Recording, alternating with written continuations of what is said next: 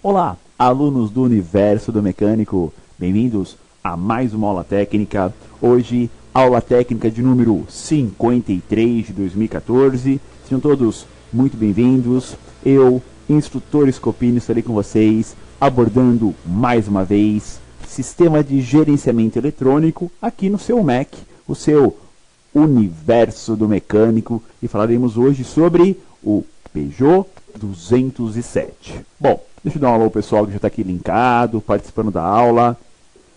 Alfredo Araújo, Anísio Halber, Diomedes, Eduardo Pereira, Francisco Neves Neto, Genésio Daniel, Alto Rafim, Giba Brás, Jaimilson também linkado, Jairo Francisco, um abraço ao Leandro Ferreira, Magno Bertoldi, Marcos Gutierrez, Neliton Ramos, também linkado, Pedro Jerônimo, Sérgio Cunha Júnior, Walter Luiz de Souza, entre tantos alunos linkados de ponta a ponta do Brasil, aqui no seu Mac, o seu Universo do Mecânico. Vamos lá, já com a telinha da nossa aula já rodando. Hoje falaremos sobre o Peugeot 207 1.4 Flex, motor 1.4, 8 válvulas bicombustível, né? O Flex, né? Usa o álcool e ou gasolina. Sistema de gerenciamento eletrônico Bosch ME 7.4.9. E hoje o nosso sétimo encontro sobre esse veículo de origem francesa, mas feito aqui no Brasil, né? Pelo menos era, né? O 207 agora parou de ser fabricado no Rio de Janeiro. Teremos hoje a aula sobre sensor, parte 4. Então, nosso último encontro sobre os sinais de entrada deste Peugeot 207 1.4 Flex. Aula passada, o tema abordado foi borboleta e pedal do acelerador. Dois importantes sinais, bem distintos. Borboleta, lá no corpo eletrônico. Pedal, dentro do veículo, ou seja, temos dois componentes, um que informa para a ECU a intenção do condutor, pedal do acelerador, e o outro que confirma o que o módulo comandou a borboleta, comandou o atuador, e o sensor de borboleta duplo também vai dar essa posição, esse feedback para a ECU, ou seja, dois sinais distintos, mas importantíssimos para o gerenciamento eletrônico desse sistema. Aula de hoje, veremos lambdas, pressão da direção e VSS. Alguns nomes diferentes, né? Lambdas, lambdas é bem comum, né? Inclusive temos o Peugeot 207 com uma lambda ou com duas. Falaremos já sobre isso, tá? Temos as duas versões, hein? Tem Peugeot 207 com um sensor de oxigênio só, claro, antes do catalisador, só ele, e temos Peugeot 207 com dois sensores de oxigênio, um antes e outro depois do catalisador. Veremos sensor de velocidade, importante para também adequar o mapeamento da injeção, e esse pressão da direção não é tão comum, realmente. Não é tão comum termos aí um sensor de pressão na direção hidráulica, né? Ele é um interruptor, na verdade, né? Na direção hidráulica, mas é de pressão. Então temos nesse Peugeot 207, então iremos abordar também essa peça um pouco diferente neste nosso sistema, ok? Na telinha, a introdução para vocês, vamos lá. Para fecharmos os sinais de entrada desse veículo francês, veremos os importantes sinais das sondas lambdas, né? Do sensor de oxigênio, sensor de velocidade e ainda um que vai no circuito da pressão da direção hidráulica do veículo. Claro, né? Com direção hidráulica temos esse componente no circuito da direção, ok? Então vamos ao Peugeot 207 1.4 Flex. Boa aula a todos, enviem suas dúvidas, suas perguntas, ok? Telinha de vocês, o veículo Peugeot 207, né? Tem muito no mercado, realmente, ainda mais, né? é esse com motor 1.4. Com motor 1.6 é mais difícil, né? Já com motor 1.4 já é bem comum, tá? Vamos lá. Telinha da diagramação para vocês.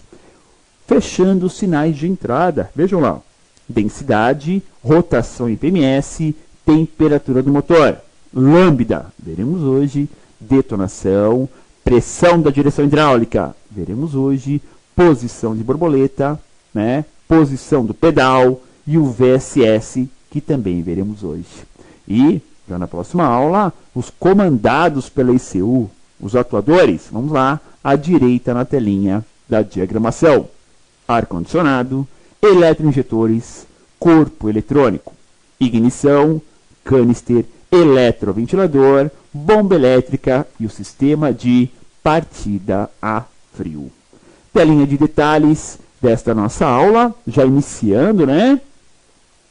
Para termos o controle e adequação da mistura e da relação ar e combustível, os sinais dos sensores de oxigênio são fundamentais. E assim, temos nos sensores lambda grandes aliados para essas adequações. Sempre pensando em sensor de oxigênio e sonda lambda, sempre ele é pós-queima, ou seja, após a queima, está na fase, né, de escape, está na tubulação de escape. Então, após a quarta fase do motor, admissão, compressão, combustão, escapamento, temos o que? O sinal desse sensor. Ou seja, é um sensor pós-ciclo. É um close loop, ele fechou o circuito e aí identifica se aquilo que está no escapamento, ó, não é a mistura, não é a combustão, é o que sobrou da combustão, é o escapamento, se aquilo que sobrou está com muito oxigênio ou com pouco oxigênio. Essa é a função do sensor lambda 1, né, o sensor antes do catalisador. Está com muito oxigênio, está com pouco oxigênio. Essa é a função. Se estiver com muito oxigênio, identifica o quê? Sobrou oxigênio na combustão. Está uma mistura pobre. Vai ter que enriquecer a mistura. Tem pouco oxigênio no escapamento. Opa, pouco oxigênio, mistura rica. Então, está, né, injetando combustível demais. Vai ter que diminuir a injeção. É sempre nesse tipo de raciocínio que funciona o sistema. Ou seja, o que está no escapamento vai identificar se aquilo que o módulo comandou, o tempo de injeção, está muito ou está pouco. Aumenta o tempo de injeção para enriquecer a mistura, tá? Para diminuir a quantidade de oxigênio no escapamento. Diminui o tempo de injeção para deixar a mistura mais pobre, né? Para aumentar a quantidade de oxigênio no escapamento. Então, você tem o quê? As variáveis possíveis.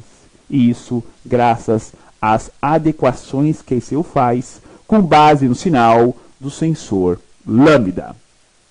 Localização. Telinha de vocês, né? Ó, motor 1.4 é na cara do Gol. Realmente, o sensor lambda 1, pessoal, vejam aí o círculo vermelho. Onde ele está? O sensor na cara do Gol. Ou seja, já no coletor de escapamento, antes do catalisador, fácil acesso, né, pela parte superior do coletor. Abriu o capô, você já enxerga, né, o sensor de oxigênio nesse motor 1.4. Então vamos lá falar sobre esta localização. São dois sensores de oxigênio, um bem fácil de localizar, junto do coletor de escapamento, visível por cima, e outro por baixo, logo após o catalisador, também com acesso facilitado, levantando-se o veículo. Então são dois sensores. Ah, mas um detalhe.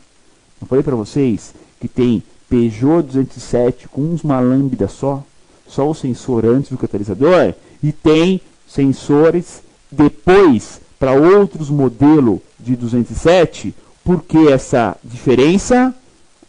Padrão OBD-BR2. É o padrão OBD-BR de Brasil. Então, a partir de 2010, temos 2 sensores de oxigênio. Um antes e um depois do catalisador. Antes de 2010, só o sensor antes do catalisador. Uma questão de norma, né? Normatizou, né, os poluentes e os controles no Brasil. Por isso que até 2009 era só um sensor de oxigênio. 2010 em diante são 2. Um antes e um depois. Ou seja, existe um complemento de informação com o sensor 2. Legal? Telinha de vocês o conector BSI. Sempre mostro ele no início da aula para vocês irem se acostumando cada vez mais e gravando, né? Que BSI é a unidade de bordo interna, onde está o conector de diagnose, né? E também falando das ligações da ECU, lá da injeção, lá na frente, lá do direito do veículo, né? Conector A, branco, conector B, marrom, conector C, preto, ok? Só para cada vez mais vocês gravarem esse conteúdo. Lambda. Veja em detalhe o sensor de oxigênio, a sonda lambda montada lá, ó, no motor 1.4 do Peugeot 207. Olhem a proximidade que nós temos do radiador, hein? Aliás, carros que sofreram, ó, colisão frontal, né, e não foram devidamente puxados, né, não foi puxada a frente corretamente, você tem um coletor de escapamento praticamente encostando, né, no radiador. Muitos casos nas colisões, pessoal, quebra o elemento cerâmico externo da sonda lambda e o pessoal não troca. Ou o seguro não autoriza trocar, não sei. Tem muito esse problema nesse Peugeot. Porque está muito perto da frente do motor, né? Olha então o radiador. Olha a distância do radiador para o coletor de escapamento. E claro, o sensor de oxigênio. Tá? Eu peguei muitos casos de, mesmo atendendo carros, né, que vieram de seguradora, etc., com o isolador ali do sensor de oxigênio quebrado. Fio quebrado no meio do chicote, porque bateu, prensou, cortou o fio, mastigou o fio e o pessoal não troca. Coisa simples, um item simples que acaba não sendo substituído, tá? Então fiquem bem atentos com esse sensor de oxigênio 1, tá? Pela proximidade que ele está do radiador e a proximidade aí de problemas quando bate o carro e pode quebrar ou amassar conector elétrico. Lambda, vamos lá. Um importante sinal para a adequação da mistura é o sinal do sensor de oxigênio. Então, para veículos aí, modelos, né, 10, modelo 11, temos 2 sensores, um antes e outro depois do catalisador. Para os mais velhos, apenas um. Sim, houve um intervalo, né, de adaptação na lei. O normal é 2010 em diante. Mas podemos ter carros 2010 só com um sensor de oxigênio também. Tá? Mas 2011 em diante, aí sempre teremos 2 sensores, um antes e outro depois. 2009, só um sensor, um antes. Então 2010 é o ano que podemos ter aí, dependendo do mês, etc., com um sensor ou com 2 sensores, tá? Importante então entender que lambda é um importante sinal para adequar a mistura. E como é importante realmente, tá? Telinha de vocês, uma foto aí da peça original, né? Peugeot, tá? Já com símbolo novo do leãozinho da Peugeot, né? Sensor tipo planar, já com um conector plástico verde, ó, é exclusivo dessa linha, né? Peugeot e Citroën, estão vendo, ó? Os 4 fios ali do sensor de oxigênio, o tipo de conector é exclusivo, né?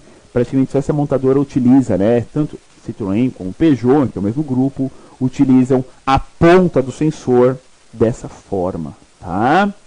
Falar então das ligações para vocês em primeiro plano. Ligações do sensor de oxigênio.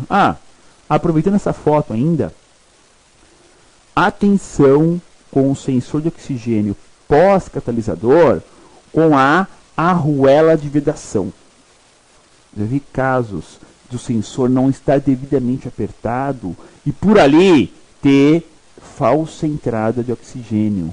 não amassou a arruela de vedação. Podem ver, o sensor de oxigênio tem o quê? Tem uma arruela aqui, amassa, para vedar. Então, sensor de oxigênio trabalhando solto, tá? Gera falsa entrada de ar, alterando o funcionamento do sistema, tá? Ligações, vamos lá. Telinha de vocês. São 4 fios, então, padrãozão, 4 fios, sensor de oxigênio. Lado, sonda lambda, temos um fio preto, né, um fio cinza e os 2 fios brancos. Lado chicote, vamos lá. Pino 1 é o positivo da resistência de aquecimento. Tá ligado aonde esse positivo? No relé auxiliar da bomba. Direto no relé. Tá? Então, o pino 1 está ligado ao relé. É o positivo, mas não é um positivo para a lambda funcionar. A lambda funciona sem alimentação positiva, porque ela é uma geradora de sinal. O que é esse positivo, então? É para resistência de aquecimento. Pino 2 está ligado ao conector B, M1, é a massa da resistência de aquecimento. Tá?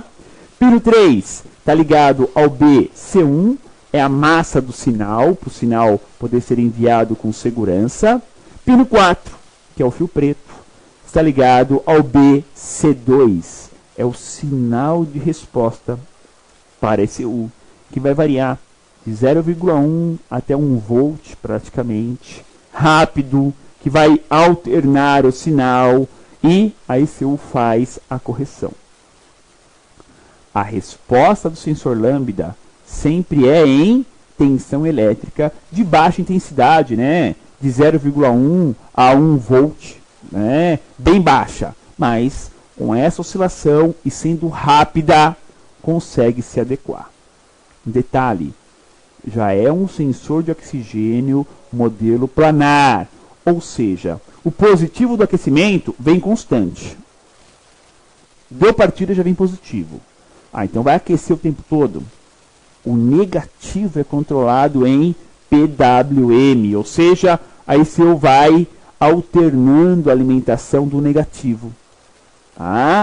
Então é controlado por tempo, né? E por PWM, né? Um sinal que é enviado, né? Um pulso que é enviado pela ECU.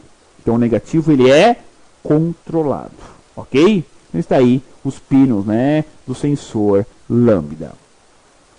Veja que legal essa figura, mostrando num catálogo original, né, a posição do sensor 1, a posição do sensor 2, né? O sensor 2 está sempre pós-catalisador. Tem a função de informar o funcionamento do próprio catalisador.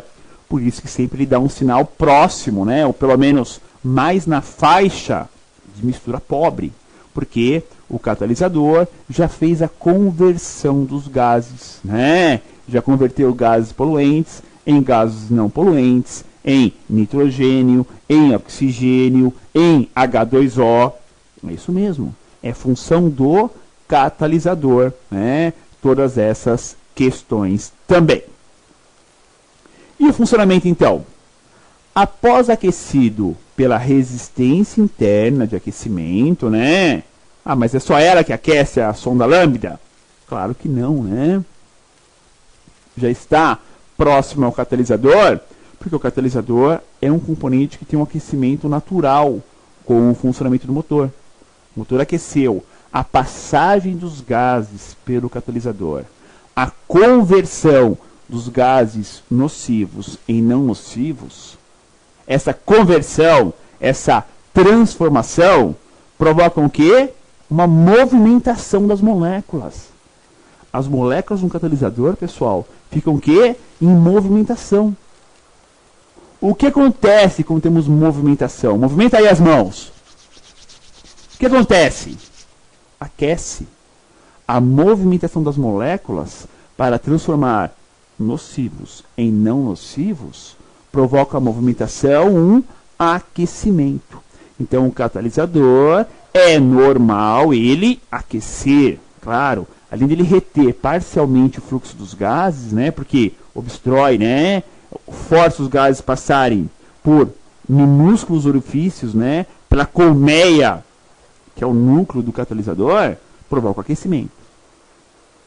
Temos uma sonda em cima, outra abaixo, todos esses componentes próximo ao catalisador serão aquecidos, lógico, né? Estão ligados aí a tubulações, né, metálicas. Vai ter o aquecimento. Ajuda mais ainda no aquecimento do sensor de oxigênio. Ou seja, ajuda a sonda lambda a ter o aquecimento interno. Quanto mais quente ela estiver, mais rápido será o sinal. E ela inicia a geração de sinal aí na faixa próxima a 300 graus Celsius, tá? Não se preocupem. Esses 300 graus Celsius não é aqui fora, né? No sextavado da sonda lambda. Não. É lá dentro, na ponta do sensor. É ali que tem que estar aquecido, porque é ali que ocorre a diferença de potencial, a DDP, para gerar um sinal elétrico de baixa intensidade. Então a sonda lambda é um gerador de sinal elétrico. Ela gera um sinal elétrico, tá? Então ela acaba auxiliando e sendo auxiliada pelo próprio aquecimento do catalisador. E as variações desse sinal? Ah, isso é muito importante, né? O quanto que varia o sinal do sensor de oxigênio. Varia bastante? Varia muito. E principalmente, velocidade dessa variação. Quanto mais rápida a variação, mais rápida é a correção que a ECU faz no tempo de injeção. Por quê? Esse closed loop, esse circuito ou círculo fechado, vai envolver isso.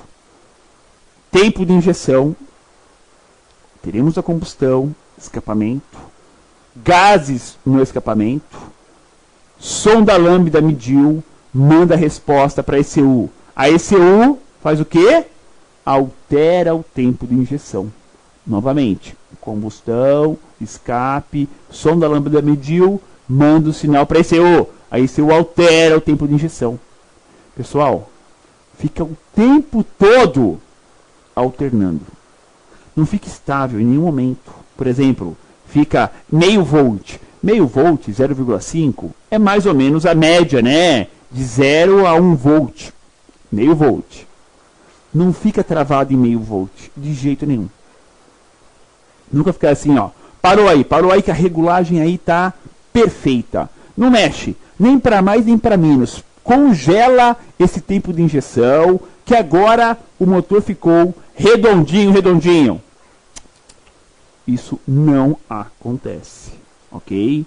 Sempre teremos indicação de mistura rica pelo sinal da sonda lambda, a ECU diminui o tempo de injeção, empobrece, né? Identificação de mistura pobre pela sonda lambda no escapamento, mandou para a ECU aumenta o tempo de injeção, enriquece. Então, pessoal, fica o tempo todo rica, pobre, o tempo todo alternando. Pode ser que dê rica, pobre, pobre. O tempo todo tem que estar alternando. Se você traçar uma média, vai dar meio volt, vai dar a mistura ideal. Portanto, a importância desse sinal é tamanha que mexe completamente com a questão de consumo, desempenho e principalmente poluentes, ok? Então é fundamental o sinal do sensor de oxigênio para a adequação de tudo, sim? Adequa mapeamento, adequa, né, consumo, adequa poluentes. Vamos lá falar sobre essas variações para vocês. Contenção de resposta, né, da sonda lambda entre 0,1 e 0,5 volts, há a indicação de mistura pobre. E a ECU aumenta o TI, o tempo de injeção, com variações entre meio e 1 volt. A indicação de mistura rica. E a ECU diminui o tempo de injeção. A resistência de aquecimento, né, da sonda lambda, né, você pode medir ali os dois fios da resistência de aquecimento interna, 10 ohms, tá? Então, a resistência 10 ohms, tá, de aquecimento. Claro, ela pode queimar e aí vai indicar falha no sistema, tá?